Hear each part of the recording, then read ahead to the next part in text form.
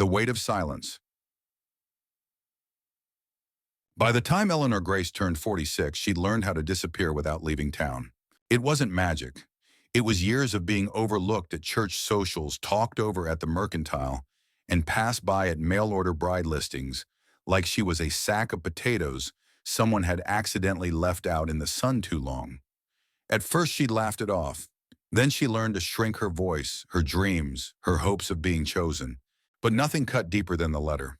The last suitor, a preacher from Missouri, had written back simply, "You're too large for my tastes. I require a woman of gentler proportions, and perhaps one who speaks more freely." Eleanor never showed the letter to anyone.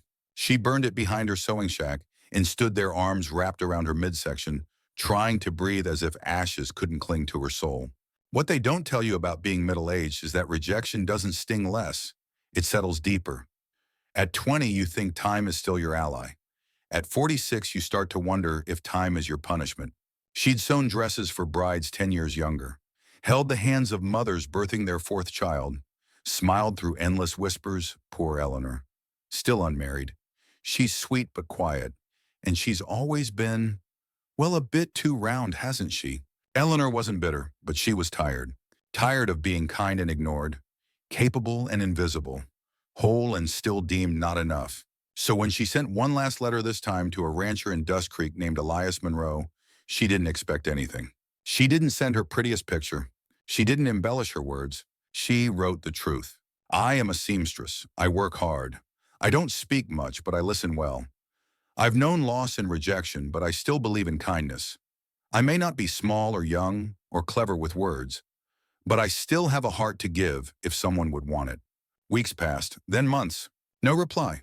And so Eleanor packed away her thread, folded her letters, and prepared to live quietly for the rest of her days. Not unloved, she'd come to accept that, but unseen. But fate, as it does in the best of Western stories, wasn't finished with her yet. Because far out on the plains, past the reach of judgmental eyes and cruelly folded letters, a deaf rancher named Elias Monroe was reading her words again and again. Not because of what she said, but because of what she didn't need to say. And that was the beginning of something neither of them saw coming. The mirror in the boarding house didn't lie. It had no reason to. It didn't flatter or soothe, and it certainly didn't soften the truth for women like Eleanor Timmons. At 42, her auburn curls had dulled to something more like copper dust. Her cheeks had filled out over the years, and her body, broad-hipped and heavy-breasted, no longer fit into the world's narrow shape of lovely. But she was not ashamed. Not really. She had worked too hard, lost too much, and stood too long on her own 2 feet to feel shame. What she did feel, though quietly and constantly, was invisible. Life for a woman of her build and age was not generous in 1890, especially not in the Western territories where marriage was more barter than bond. She had responded to an ad for a mail-order bride, written with care and kindness, to a man named Curtis Pratt, a storekeeper in Dust Creek. She'd sent her photograph, one taken from a flattering angle with her best Sunday dress, and told the truth about herself, that she could cook so red. Scripture, tend to the sick and make a home out of almost nothing. She even joked that she took up more space, but that meant there was more of her to love. She never received a reply. But then nearly a year later, a telegram arrived. "Come if you still wish. I need a wife. CP." That was it. No warmth, no apology for the silence. Just need. She packed her bag the same day. What Eleanor didn't know then, what the mirror couldn't tell her, was that she was walking into a trap built not from cruelty, but from convenience. Curtis had written to several women. She was simply the one who still replied. When she arrived in Dust Creek, he greeted her with a glance that flicked down to her waist and stayed there a beat too long. "You're different than I pictured," he muttered. The townsfolk whispered. The shop girls laughed behind lace handkerchiefs. She slept in the back room of his store on a cot beside empty pickle barrels, and he introduced her to others not as his fiancée, but as a helper from the East. The ache of being tolerated rather than cherished settled into her bones like winter frost. Curtis, as it turned out, wanted a woman to keep books and keep quiet. He never intended to marry her, not really. One night after an especially cold exchange, Eleanor asked plainly, "Was I ever truly what you wanted?" His silence was her answer. She walked out the next morning, her trunk half-packed, her pride whole but bruised. Dust Creek was small and cruel to women who didn't fit a storybook shape. She found a room above the tailor's shop and began to stitch for a living, silent and stubborn. But Eleanor, despite everything, did not harden. She watched sunsets from her window. She shared bread with the orphan boy downstairs. She prayed not for revenge, but for peace. And then one evening, a stranger came into town. He was broad-shouldered, dust-covered, and slow to speak. But he looked directly at her. Not through her, not past her, at her. And in that gaze, something inside Eleanor stirred, not hope, not yet, but the faint memory of it. What if the man who finally saw her wasn't looking for a bride at all, but a kindred soul shaped by silence and scarred by dignity? The stranger's name was Elias Kerrigan. He walked with a limp, though he never explained it, and spoke with a voice so low it barely stirred the air between them. He wasn't a man who filled up space with words, but with presence. Eleanor first saw him as he stepped into the tailor's shop, needing a coat repaired. The way he stood hat in hand, eyes downcast, boots heavy with dust, he might have gone unnoticed. But to a woman who had spent her life being overlooked, he was a flare in the dusk. "Ma'am," he'd said quietly when she offered to mend the seam, and it was the way he said ma'am, not curt, not habitual, but reverent, that made her pause mid-stitch. Over the next few weeks he returned often, sometimes with torn gloves, sometimes a threadbare shirt, and once with nothing at all save for a bag of apples he'd come across. He said she looked like someone who might enjoy something crisp and real. She laughed genuinely for the first time in a long while. People in town knew little about him. Some said he bought land north of the creek and lived alone, didn't drink, didn't gamble, didn't say much. That was all. But he began visiting Eleanor regularly. Not with intentions, not with flowers, just with presence. He'd sit in the corner of her sewing room watching the light shift on the spools of thread, and sometimes, only sometimes, he'd speak. "I was married once," he said one day. No emotion, no warning. Eleanor didn't ask for more, but he offered it anyway. "She died, along with our baby. That was a long time ago." He looked at her not for comfort, but for acknowledgement. She gave him that and nothing more. He didn't need pity, and she didn't offer it. Instead, she asked softly, "Did you love her?" He looked away. "Yes, but I didn't know how to show it until too late." Eleanor didn't respond with sympathy. She simply nodded. That's how most men learn. He smiled faintly. As winter approached, Dust Creek grew colder. Curtis Pratt remarried quickly, and to a younger, thinner girl from over the ridge. The shop girls whispered again. This time, Eleanor did not flinch. One morning, Elias arrived earlier than usual. He placed a small bundle on the table, a pair of soft, worn gloves, and beside them a small pine carving of a woman. Broad-hipped head held high hands resting on a needle and thread. "It's not much," he said, eyes lowered. "But I've seen you. I just wanted you to know that." For a long moment, Eleanor could not speak. The carving was rough, but her shape was unmistakable. "No one's ever made me into anything before," she whispered. Elias looked at her, steady quiet. "You already are something." In that moment, something splintered. Not her heart, no, that had long ago been cracked open, but the wall she had built around it. And in the silence that followed, something brave began to stir. As the snow fell on Dust Creek, a woman long dismissed began to wonder, could love grow without words, without vows, without asking for permission? Eleanor hadn't meant to cry. But late that night, long after Elias had gone, and the little wooden carving sat cradled in her lap, the tears came anyway. They weren't the kind of tears that burst through like storms, but the slow aching kind that trickled from places long locked away. She didn't weep because of loneliness, she'd grown used to that. She wept because someone had seen her, really seen her, and worse, she realized she'd let him. That terrified her more than rejection ever had. The next morning, she nearly didn't open her shop. She sat by the fire staring at her work table where Elias had left those carved hands. Her chest felt like it held two lives, one that knew exactly how to survive being invisible, and one that didn't yet know how to be known without crumbling. She forced herself up, tied on her apron, and faced the day. When Elias returned a few days later, his visit was different. He lingered at the door, said little, didn't step inside. "You okay?" he finally asked. "Are you?" She returned sharper than she meant. He studied her face for a long moment. "I didn't mean to step over anything." "You didn't." She paused. "That's the problem." That hung between them like uncut fabric. She could feel it, how her heart wanted to reach forward, but her bones held back. She was too old to mistake kindness for affection, too seasoned to pretend time healed everything. Elias was kind, but kind men left too, or died, or grew distant when the world reminded them they deserved more.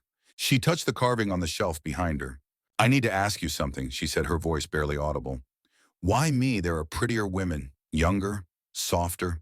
He didn't hesitate. "Because you don't try to be anything other than what you are." She turned away. "You don't pity me?" she asked, still not looking at him. "No," he said. "Pity has a flavor. Yours ain't it." For a long while they stood in that tender distance. Finally she said, "I don't know how to be loved without feeling like I owe something back." Elias stepped forward, not close, but just enough. "Then don't owe, just be." His words were simple, but they caught on something deep inside her, a place shaped like fear and frayed at the edges. That evening, Eleanor closed the shop early. She walked north past the mill road, past the cedar grove to the small hill where Elias's cabin sat under the wide Wyoming sky. He wasn't home, so she sat on the porch waiting. Her hands trembled, not because she was afraid of him, but because she was afraid of who she was becoming around him. When he arrived, he paused at the gate, looked at her, said nothing. "You ever wonder," she said, "why it's so hard for people like us to believe good things?" He nodded slowly. "Because too many times they've cost us more than they gave." She nodded too. "Then let's not make this cost anything. Not yet." He took off his hat, sat beside her. They didn't touch. They didn't need to. In the cold beneath a sky scattered with stars, two people sat side by side, neither demanding, neither fleeing, just trying to figure out if broken things could be good enough for love. In the stillness between two bruised hearts, something tender bloomed. Not loud, not quick, but steady. But would it be enough when the town started whispering again? When a woman like Eleanor begins to smile, more people notice. And when she's seen on the porch of a man's cabin, especially a man like Elias Garvey, the whispers start fast and coil like prairie fire. It began at the dry goods store. "I saw her walking back from his place," murmured Mrs. Banning, stuffing flour into her sack like it had betrayed her. "At dusk, no less. Not proper." "I heard she's staying late at his shop now, too," added Mr. Reardon, whose own wife had long stopped speaking to him. "It ain't decent. Too old to be carrying on like that," someone muttered behind a barrel of oats. And just like that, the town of Dead Horse Hollow remembered its favorite sport shaming, what it didn't understand. Eleanor felt it immediately, the change in eyes that used to glance past her, now locked on with judgment. The polite nods turned to narrowed stares. Even a few customers stopped coming. Her dresses hung untouched on the racks like ghosts of trust unraveling. She tried to hold her head high to pretend it didn't cut as deep as it did. But it did. It always did. One afternoon, she found a note tacked to her shop door. "Women like you shouldn't pretend to belong." No name, just venom, and familiar handwriting. Her hands trembled as she tore it down. She didn't cry. She didn't scream. She simply closed her door and sank to the floor, the note crumpled in her fist, like proof that kindness was dangerous. That evening, Elias came. He found her sweeping the floor harder than necessary, the air thick with silence. "I heard," he said. "I don't care," she lied. He sat on the stool across from her, waited. "I knew better than to hope," she whispered eventually. "People like me, we don't get a second chance without paying double." "I don't give a damn what they say," Elias said quietly. "That's easy for you." He didn't flinch. "No, it ain't. But I've lived long enough to know love don't knock twice. And I'm not letting it walk away again, just to keep other people comfortable." She looked at him, really looked, and saw the sadness behind his resolve. He'd lost before. She wasn't the only one. "Elias," she began, but he held up a hand. "You don't owe me words," he said. "But if you're going to run, just tell me first. I won't stop you. But I'll wait anyway." The honesty in that nearly undid her. Later that night, Eleanor stood in front of her mirror holding the dress she'd made for herself years ago, but never worn. It was a soft burgundy, modest, well-fitted, stitched with hope she'd never allowed herself to wear. She held it to her body, stared at her reflection. The mirror didn't lie. She was thick around the middle. Her hair had more silver than gold. Her arms bore the soft shape of labor. But for the first time in years, she didn't flinch. Instead, she whispered, "Maybe I am worth something." She wore the dress the next day. She walked to the market with her head held high. And when the whispers came, she didn't wither. But even strength has a price. And when someone from Eleanor's past returns, that strength will be tested like never before. Not all ghosts wear white. Some return wearing dust-covered boots and a smug smile that smells of money and regret. That morning, as Eleanor placed a tray of muffins on the windowsill of her shop, her new habit for the children who passed by, she looked up and froze. There, stepping off a wagon drawn by two jet-black mares, was Thomas Braithwaite, the man who had once made her his bride only to toss her aside like a broken button. The man who'd shamed her for her size, for her silence, for daring to hope for more than being his invisible wife. His beard was trimmed, now grayer at the chin, but his eyes were the same calculating cold. He removed his hat with dramatic flair and walked toward her like no time had passed, like he had every right to. "Well," he said, voice smooth as whiskey gone sour, "you've managed to land on your feet. Impressive. Never would have guessed." Eleanor didn't respond. Not with words, not yet. "I'm passing through on business," he continued. "But I couldn't believe it when I saw your name on the storefront. You sewing for townsfolk." He chuckled. "And I hear you're acquainted with a rancher. Garvey, is it?" Still, she said nothing. Thomas leaned closer, voice dropping. "You look tired, Eleanor. All this hard work, it suits you in a way. But surely you're not thinking this is real? That someone like him would want you? Not truly." It was meant to sink her, to fold her back into the shadow she'd once lived in. But Eleanor had survived too much to shrink now. She turned slow and measured and looked him dead in the eye. "You don't get to define me anymore, Thomas. Not my worth, not my story." His lips curled into a sneer. "You were always too soft for this world." "No," she replied calmly. "You were too cruel." He left with a huff and the unmistakable stiffness of a man unused to being dismissed. But the damage lingered. That night, Eleanor didn't eat. She didn't sew. She sat in the dark of her home and questioned everything. Every stitch she'd made, every smile Elias had given her. What if Thomas was right? What if all this tenderness was borrowed temporary? As if summoned by her doubts, there was a knock. Elias. He saw the quiet collapse in her shoulders, the storm behind her eyes. "What did he say to you?" he asked gently. She shook her head, trying to smile, trying to brush it away. But she couldn't. "He made me feel like that girl again," she admitted, her voice breaking. "The one who believed being small was the only way to be loved. The one who said yes because she was too afraid to be alone." Elias sat beside her on the floor, quiet for a moment. "I don't want a small woman," he said at last. "I want a woman who dares to take up space, who dares to live on her own terms. I see you, Eleanor. All of you. And I wouldn't change a damn thing." Tears slid down her cheeks, quiet cleansing. "You say that now," she whispered. "I'll say it tomorrow too. And the day after that. And every day you let me." That night, Eleanor let herself believe again. Not in fairy tales, but in earned love. Love that doesn't hide. Love that stays even when the past tries to claw its way back in. But when Thomas's business in town takes a dark turn and Eleanor's name gets dragged into it, her newfound courage will face its greatest trial. By week's end, Eleanor's name was no longer just whispered behind lace-curtained windows. It was spoken in the saloon, in the post office, in hushed tones between ranchers leaning on fence rails. Not because of her sewing nor her kindness, but because of him. Thomas Braithwaite had stirred the mud. He'd claimed debts owed, threatened to take land, and worst of all, he hinted too loudly and too often that Eleanor had something to do with his business dealings in town. That his former wife, who'd been taken in by a rancher, might have convinced him to turn the town's favor against Braithwaite's expansion plans. None of it was true. But in a town as small and tight-lipped as Willow Creek, truth had to fight for its place. Eleanor watched her storefront empty. Orders halted, smiles turned stiff. Even the pastor's wife, who once brought her preserves, now crossed the street without looking up. And Elias, he heard it all. Ranch hands reported whispers. The general store clerk hesitated before greeting him. Even the banker paused when Elias asked about refinancing a stretch of land. It was more than gossip. It was the slow drip of poison. One morning, Eleanor found a crude drawing pinned to her shop door, a caricature of her exaggerated and cruel standing beside a large bull labeled Garvey's prize heifer. Her hand trembled as she tore it down. But she didn't cry. Not anymore. Elias saw it too. And that evening he came to her, not with flowers, but with a proposal neither of them had expected. "Come with me to the town hall meeting," he said. "Let them see who you really are. Let's not let silence write your story again." Eleanor hesitated. Speaking in front of others was not her strength. She had spent her whole life being quiet, being polite, being less. But somewhere along the way, perhaps in the warmth of Elias's home, or the stillness of watching horses graze under the twilight, She had begun to believe her voice mattered. So she went. The town hall was packed.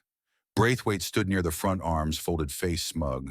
But when Eleanor stepped forward in her simple cotton dress and calloused hands, there was a hush. "I don't care what you think of me," she began, voice shaking but clear. "But I won't let my past become my prison again. I came to this town with nothing. I stitched every hem by hand. I listened when no one else did. And yes, I was once rejected for being too big, too quiet, too much of something, and not enough of something else. But that's over now." She looked directly at Thomas. "You don't get to define me anymore. I won't be shamed back into silence." There was a long pause, then the school teacher clapped. Then the blacksmith. Then the woman who ran the cafe. It wasn't a roar, but it didn't need to be. It was enough. Thomas left town the next morning. No announcement, no goodbye. Just gone. And Eleanor's shop reopened with more orders than she could fill. But most importantly, Elias didn't say a word when he saw her afterward. He simply looked at her eyes full of something steady and sure. Pride, admiration, and something like love. But before love can finally bloom, Eleanor must confront the only shadow left, her own fear of being truly chosen. It wasn't a wedding. There were no white gowns, no church bells, no organ music drifting down the chapel aisle. There was only the porch of Elias's ranch house, the long stretch of land behind them, still dusted in pale gold, and a sky so wide it made you feel like maybe heaven had already begun. Eleanor stood barefoot on the worn planks, a soft blue shawl over her shoulders, her hands lightly dusted in flour from making biscuits that morning. She hadn't expected the moment. Elias hadn't announced it, but she saw it in his eyes before he spoke. He brought out a carved wooden box. Inside, a simple silver ring rested against linen. "It ain't much," he said, voice quiet like always, but it's honest. Eleanor looked down at it, then back at him. This man who had never tried to shrink her, never asked her to speak louder or be less soft. He had simply waited like the land itself until she was ready to bloom. "You don't have to say yes," Elias said gently. "I'll stay beside you either way." But she took the ring. She slipped it on with hands that once trembled when she dared to hope. And then she said it, not with fanfare, not with dramatics, but with the peace of a woman who had come through the fire and was no longer afraid of her own quiet. Yes, they didn't call it a wedding. There were no witnesses but the horses, the chickens, and a hawk circling high above the cottonwood trees. But what followed years later was a different kind of belonging. Neighbors came to Eleanor not only for stitching, but for advice. Her pies won blue ribbons at the county fair. Children who once stared now asked if she'd teach them sewing. And Elias, he simply loved her each day with the kind of love that didn't need words. He built her a new workroom bigger than the shop in town, planted roses near the porch because he remembered she once mentioned liking the smell. And every evening, without fail, they sat on the porch as the sun dipped low, sometimes in silence, sometimes not, but always with a fullness between them that no rejection could touch again. Eleanor never forgot where she came from. She never forgot what was said about her body, her silence, her so-called lack of worth. But she also knew something deeper now, that what the world once shamed was exactly what made her precious. And Elias never stopped reminding her. Not with grand gestures, but with steady hands, shared chores, quiet laughter by lamplight, in the kind of gaze that said, "You are enough. You've always been enough." This wasn't just a story about being chosen. It was about choosing herself and then in time letting someone else love her exactly as she was. Life doesn't end when others stop choosing you. In a world that often overlooks the quiet, the older, or those who don't fit the mold, Eleanor's story reminds us that dignity doesn't diminish with age, and love is not reserved for the young or conventionally beautiful. True affection sees worth in stillness, strength in softness, and beauty in scars. This story teaches us that it's never too late to be seen, not just looked at, but truly seen for who you are, not who the world expects you to be. And sometimes the one who sees you best is the one who understands the language of silence. For anyone who's felt invisible, dismissed, or too much, or not enough by society, let this be a gentle reminder: you are not forgotten. There is space in this world and in someone's heart exactly for you. If this story stirred something in you or reminded you of someone who deserves to be seen, please subscribe to Wild West Saga, where we honor tales of quiet resilience, second chances, and the kind of love that grows stronger with time. Leave a comment below and tell us, have you ever felt unseen or found love when you least expected it? And don't forget to share this video with someone who still believes in the power of late blooming love. Let's remind each other, even in the silence, we are worthy of being heard.